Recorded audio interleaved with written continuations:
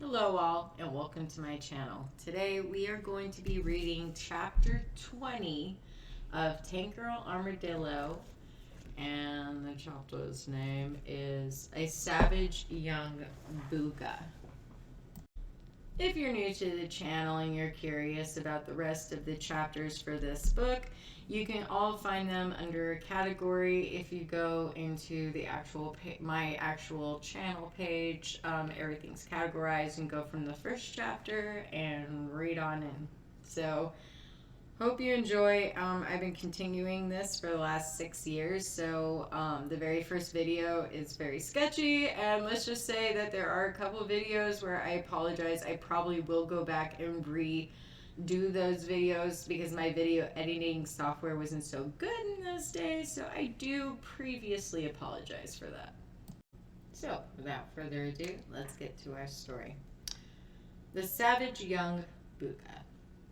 I'm going to cut a long story short here. You don't really want to know all of the gory details about the running, screaming, shooting, swearing, and bitch fit that ensued. Suffice to say that Barney's mom got away. The guy she was with turned out to not be the dad, but this in fact was only discovered after Barney had scratched the hell out of his head and hairy patch. Out of his head and hairy patch. Okay, we're going to patch those words together. The main thing was that we had managed to get away with nearly $7 million worth of uncut diamonds. Zulu Dobson took a lot as payment for the job and went off to draw up some plans for the new tank. By the time the key to the cellar had passed through Booga's digestive system, he was able to shit himself out. He came into the kitchen squinting in the bright daylight. I was there alone, searching for something to eat in the cupboards. I am exceptionally sorry, he said, and I believed him. I had been very irresponsible. However, I am no longer a man of that kidney, and moreover, you have my word that nothing untoward will befall your belongings ever again, so long as I have anything to do with it. And I hereby announce my abstinence from the evil world of pot smoking. Wow, Booga, I declared. You really been thinking things through down there, haven't you? I leaned across and kissed him daintily on the cheek. You are wholly absolved of your sins and welcomed back into the fold with open arms. We shall kill the fattened calf and nosh out on a fest fit for just a joyous occasion.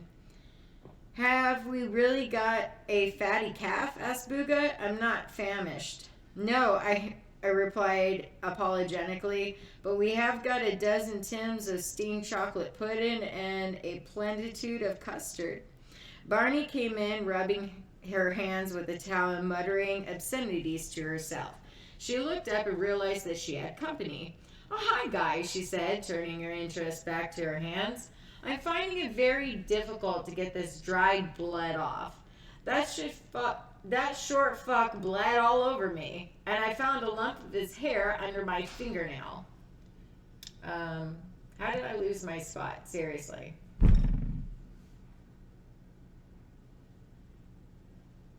Ugh, come on. I thought he was wearing a fucking wig. Short fuck, questioned Booga, suddenly interested in Barney's twitterings. Who's the short fuck? Oh, the guy Mom was with, replied Barney. A short, blonde, curly fuck with a horrible, hairy chest. Booga became intense and probing. Where's the lump of hair? Have you still got it? It's in the sink outside, said Barney. I'll fetch it for you.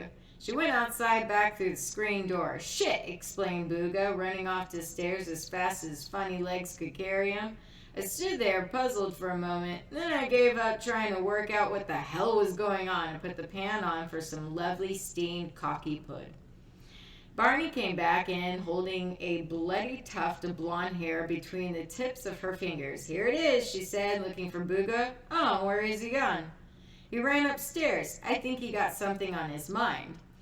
The screen door banged open and Jet Girl staggered in with a heavy box of groceries. Here's the shit, she proclaimed. I peered into the box and found my packet of cornflakes. I couldn't restrain myself from ripping the top off in a frenzy to get a free gift. The girls began unloading the rest of the food. Barnstable, said Jet Girl casually. Yeah, replied Barney without thinking. Ah, laughed Jet Girl, that's your fucking name. Barnstable. Yes, hard fucking hard. It's my fool in all of its stupid fucking glory. Barnstable, Barnstable, Barnstable.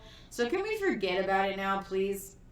So what happened? Continued Jack Girl. Were you born in a barn and then quickly turned to a stable? Drop it, said Barney. Her eyes were starting to steam up, but Jack Girl couldn't drop it.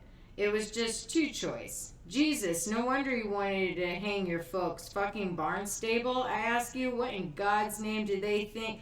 Fucking shut it, Jack Girl, you cunt. Barney exploded. She couldn't take it anymore. Do you think I like the name Barnstable? Why the hell do you think I call myself Barney, huh? The whole thing is totally representational of my parents' lack of love and respect for me. They thought that they were being romantic, naming me after a little town in England where they reckoned they conceived me, but the fuckers even got that wrong. I turned it up on a map. The town is Devon. Okay, the town is in Devon, or whatever. And it's called Barnstaple, not fucking Barnstable. The cunts couldn't even spell my name properly. Barney's tale was sad and heart-rending, but that didn't stop me and Jack Girl from cracking up and falling about the place laughing. Barney stood and steamed for a few more seconds, then a smirk broke out on her face, followed by a chuckle, and then a tidal wave of mirth smashed her to the ground, and we all landed in a heap, laughing hysterically and screaming, fucking Barnstable, what a couple of stupid twats, for fuck's sake. Finally, we regained a modicum of sense and gathered ourselves back together. I'm still gonna murder the bastards, concluded Barney, straightening her neckerchief and shaking her messy hair back. Booga came belting back down the stairs. You still got that bit of hair there? He asked Barney. Yeah, I got the hair, she replied, holding the tuft away from herself like it was rotting dead mouse. Take it, please. Booga grabbed it out of her hand and stretched it out carefully on the table. Then he produced a tiny handmade voodoo doll from his pocket. He laid the doll next to the curly lock and moved in close to study the objects. The three of us watched him as he pondered to himself. He mumbled. Okay. Then he whispered under his breath, shit, I knew it. Yes, it is. It's gotta be the little fuck. The little fucker! I looked over his shoulder. What have you got there, Booga? He motioned to the stuff on the table. Take a look at that hair, Barney brought back, and then take a look at the hair on my voodoo doll. Do you see any similarity? I checked it out. There was indeed a marked resemblance. Yeah, looks like the same shit to me, I declared. This can only mean one thing, said Booga, pacing thoughtfully. Huckleberry is the fuckle-bearing Barney's mom. A stunned silence followed. And an explanation of what the fuck you're talking about, I requested. Booga sat down in a big old armchair and lit a cigarette with an ostentatious, I had to stop myself. I'm sorry, some of these words out of my vocabulary. Do you remember the story I told you about the time I spent a summer holiday in Chankers? Yeah, I replied vaguely. Well, Huckleberry was the guy who became the leader of my gang, Booga continued, and he was total and utter cunt to me. He bullied me and took the piss until I couldn't handle it anymore. And now he's fucking Barney's mom. Well, said Barney, what did he do to you? I started off with this kidney stuff, like calling me names and stealing my dinner money. Then it progressed to mind games and pushing me around. Finally, it was nothing short of physical beatings and psychological torture. I could see that Booga was talking himself into a dark place, a place where he seldom goes. Then I spent what was left of the holiday, which was a couple of months, trying to avoid him. I'd only go out late at night. I lost touch with all my friends for fear of giving my position away. I became paranoid and edgy. I started lying, stealing, beating people up. I started to become like him. I spent so much effort trying to shake him off that I almost turned into him. That was the one time in my life that when I totally lost control. I was living right on the fucking razor's edge. Cool, said Jack Girl,